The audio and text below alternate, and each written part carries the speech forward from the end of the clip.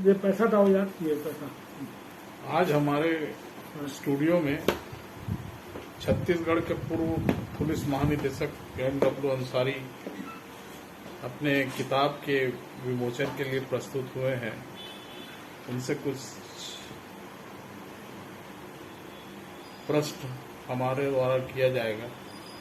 ये बताइए डीजी साहब कि गुमनाम मुजाहिद पर आप काम कर रहे हैं जी।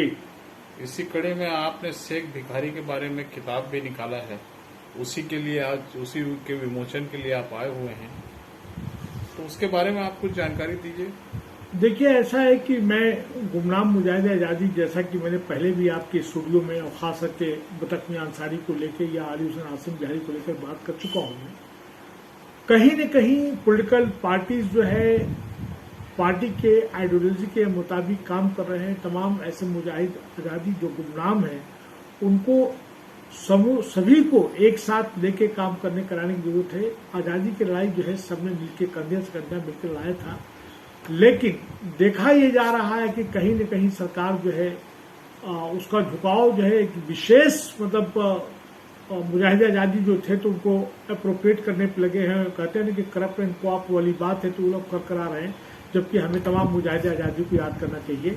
उसी कड़ी में शेख भिखारी, जो एक तरह से देखा जाए तो ये शेख भिखारी झारखंड संथाल परगना जो राज्य के पास जो है ये छोटे मोटे ये थे, और इनका जो है देखा जाए तो 12 गांव के मालिक थे। वहां के जो राजा थे उन्होंने दिया था, उनके वो सिपह सालार थे। उन्होंने जो है मुहाज जो है मोर्चा जो है अंग्रेजों के खिलाफ खोला, और खोलने के बाद तमाम अपने साथियों के साथ इनको उस क्षेत्र का टीपू सुल्तान कहा जाता है, और अकेले लड़ते रहेंगे। और इसके बारे में मैकडॉनल्ड ने कहा है कि he was one of the most dangerous mutineer. इस किताब में आप पाएंगे जो उसका डॉक्यूमेंटेशन किया है। और यही नहीं, इतना इनके बारे में इनसे खौफ था अंग्रेजों को कि इसको मरने के बाद उन्होंने कहा कि जिस तरह से टीपू सुल्तान के बारे में कहा जाता है कि टीपू सुल्तान पे जब उन्होंने उसको डिफीट कर दिया अंग्रेजों ने, भले ही बड़े अपने षड्यंत्रपूर्वक कार्रवाई करके किया हो, गद्दारी लोगों ने किया, तो कहा अब मेरा भारत अब हम लोगों का है, अंग्रेजों ने कहा। उसी तरह से जब शेख भिखारी को उन्होंने पकड़ लिया, और पकड़ने के बाद 3 दिन तक बरगद के पेड़ पर उनकी डेड बॉडी पड़ी रही, और ये समझ लिए कि उनको कहा गया कि ये he was one of the most dangerous mutineer. अब संथाल परगना पे कब्जा हो गया, और अब जो है कहीं कुछ होने वाला नहीं है। और ये बात भी सही है, कि जितने भी बड़े बड़े क्षेत्र के मुजाहिद आजादी थे तो जी।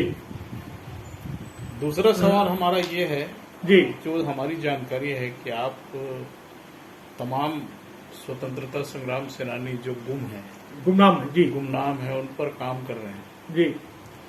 तो उनकी निशानियां तो सब खत्म हो रही है। आप बिल्कुल बात सही कर रहे हैं। इसी कड़ी में देखा जाए, मैंने इसके लिए आवाज उठाया कि भाई जितने भी मुजाहिद आजादी है, जो सरकार अगर देखा जाए तो अंडमान निकोबार में जहां पे काला पानी होता तो वहां पे तो थोड़ा बहुत मेंटेन हो रहा है, लेकिन बहुत से ऐसे जैसे कि लोग बताते हैं कि 1857 के 1757 के बाद से पहली बैटल प्लासी जो हुई उसके बाद 1857 मेन माना गया, और 1857 से लेकर 1947 के बीच में लाखों के तादाद में जो गुमनाम मुजाहिद आजादी थे उनके साथ कत्लेआम जो अंग्रेजों ने किया, उनको फांसी दी, उनको यात्राएं दी, और उनकी निशानियां खास कब्रें समाधियां जो है वो खत्म हो रही हैं। उसको कोई पुरसाने हाल नहीं, उसको देखने वाला नहीं है। आपने जो सवाल किया है बिल्कुल मैं समझता हूँ कि अखबार में भी आया कि शेख भिखारी की मजार जो है वो धंस गई, वो खत्म हो गई है, और वहां की सरकार को बनाना चाहिए। बात बिल्कुल आपने सही कहा। उसी तरह अली हुसैन आसिम बिहारी की बतख मियां की भी जो वहां पे कब्र है उसको मेंटेन नहीं है। उसी तरह से अब कोई अंसारी की जो है वहां पे मेंटेन नहीं है। और इन्हीं लोग ही नहीं, तमाम ऐसे देखा जाए तो नामी गिरामी 100-200 लोगों की तो बात हो रही, जबकि इनकी तादाद लाखों की तादाद में है। तो उनके सबकी जो निशानियां को मेंटेन करने की और उनको प्रिजर्व करने की जरूरत है, ये हमारी विरासत है।